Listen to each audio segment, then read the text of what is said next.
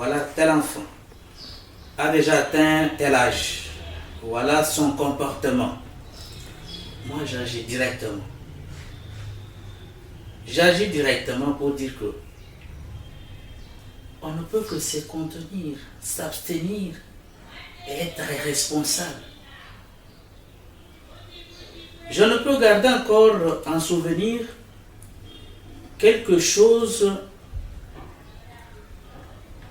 un père qui disait à son fils, voyez quand vous êtes en train de rouler à vélo, quelqu'un qui vient mettre le bateau dans le roue, quelle est la réaction? Le fils répond, le vélo s'arrête. Pourquoi? Parce qu'il y a des rayons qui se sont cassés.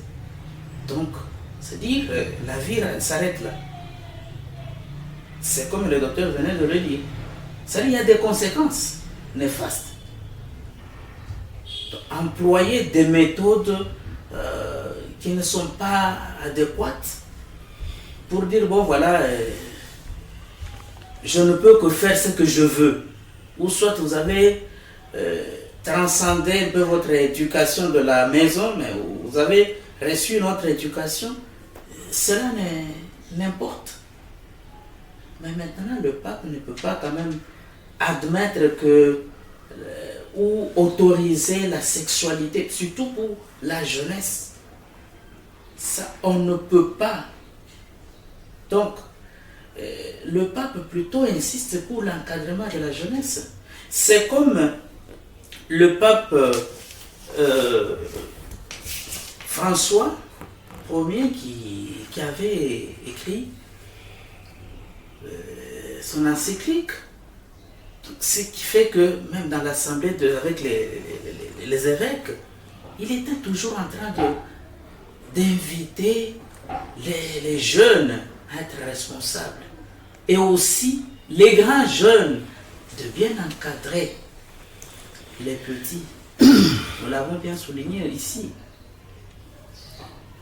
qu'il y a beaucoup de groupes qui doivent aussi recevoir beaucoup de formations. Quelle est notre responsabilité? Quelle est notre part de responsabilité? Parce que chacun doit quand même se sentir responsable. Pas seulement celui qui est éduqué, mais celui d'abord qui éduque. Il doit être aussi exemplaire.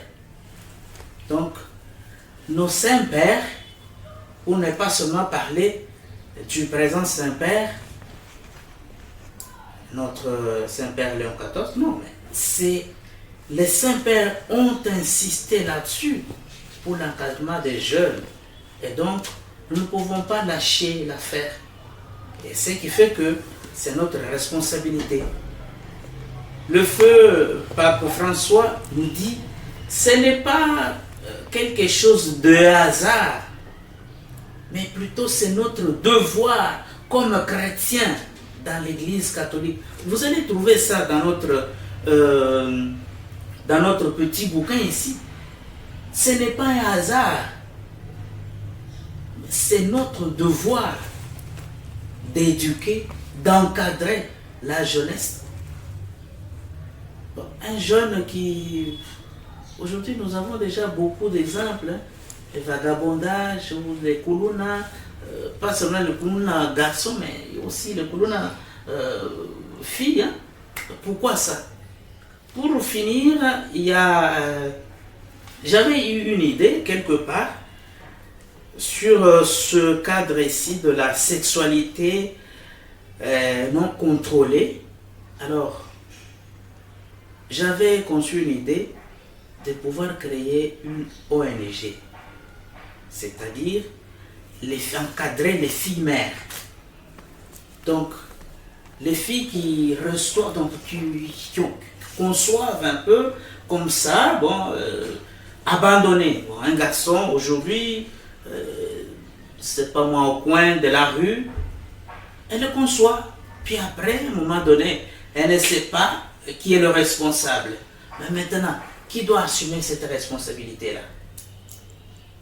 C'est pourquoi c'est une idée que moi, j'avais conçue, puis après, je suis venu avec, j'ai partagé avec mes confrères, et on est en train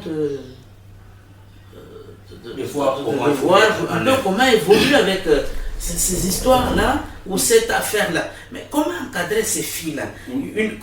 On dit, bon, une fille, mais vous imaginez un peu, dans votre famille, propre famille, il y a une jeune fille qui vient, qui vous sort avec une grossesse.